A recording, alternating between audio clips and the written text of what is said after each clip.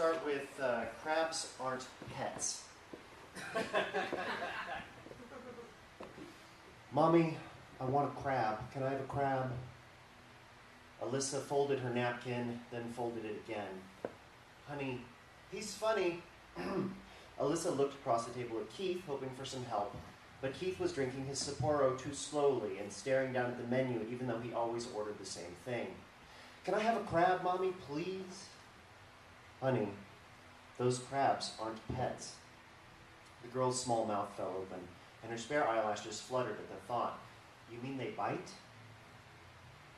Yes, honey, they bite. It was her daughter's first time at that Chinese restaurant. Neither of the ones near to the house had the large tanks full of fish, live fish, and crabs. If they bite, why do they have them? Across the table, Keith smirked at his menu. I'll just talk. Alyssa needed an answer. You see, they ate them, kid. Keith pointed at his menu. They cook them alive and eat them. You want one? I'm buying tonight. Alyssa didn't have to look over at her daughter. She knew the look on the girl's face. Sometimes Keith was such an asshole it made her want to throw a chair at him. A short silence, probably tears forming on the girl's face.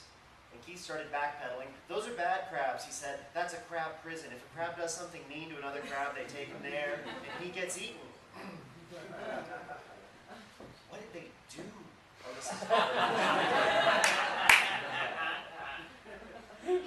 They didn't do anything, honey, Alyssa said. Crabs are food, that's all. They're just ordinary crabs. They must have done something, Keith said. No, she said. You don't find yourself in a food tank for no reason. Alyssa split her wooden chopsticks apart at the joint. Yeah, you do.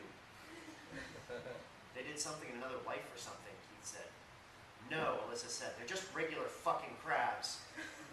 Beside her, her daughter started to cry.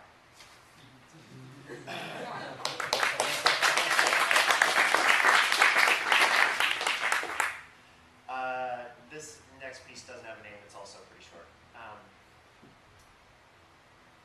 A plague of... what? It was totally a plague of...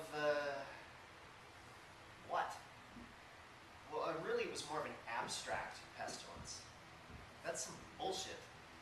No, it was pestilential as all get out. It was just, you couldn't pin it down to anything specific. It wasn't like a plague of monkeys. What kind of plague would that even be, man? You can't have a plague of monkeys. You ever have a monkey try to take shit from you? No. You could have a plague of monkeys. Whatever, you could not have an abstract pestilence. A pestilence, by its nature, is a thing of this world, man. You got oozing sores or you don't. Joseph kicked a can off the overpass and into the blur of traffic below. He wasn't getting his point across. I'm telling you, the Lord marked my people. You don't even have a people. I got 7 sisters. You telling me that's not people? I'll introduce you someday. That's people, but it's not a people. Fuck's the difference? You some kind of article Nazi all of a sudden? I'm just saying, my people were afflicted with a pestilence that was not of this earth, and it affected my upbringing. Your upbringing. That's right. So you're saying that's why you were late to work today? Not in so many words, you know, but, yeah. Joseph leaned against the chain link fence along the overpass and felt as if something would happen if he didn't convince Hector there was a divine first cause for his failure to show up to hustle corn dogs in a timely fashion. Hector was having a cigarette break, and Joseph had this feeling that when his cigarette was done, Joseph was going to get fired.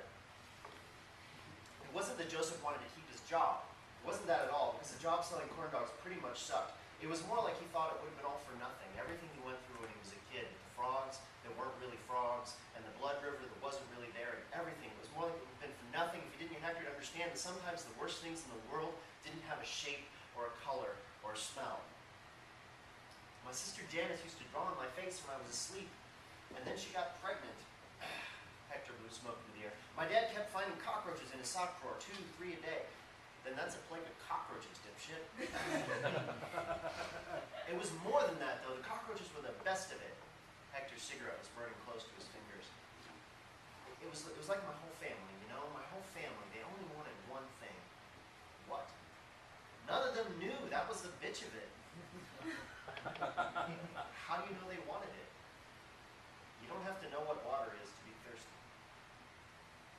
Hector flicked the glowing cigarette butt through a diamond gap in the chain link and spiraled down into traffic. Janice woke up every morning crying, Joseph said. That's just girls, Hector said. Yeah? My sister cried all the fucking time, no reason. My girlfriend too.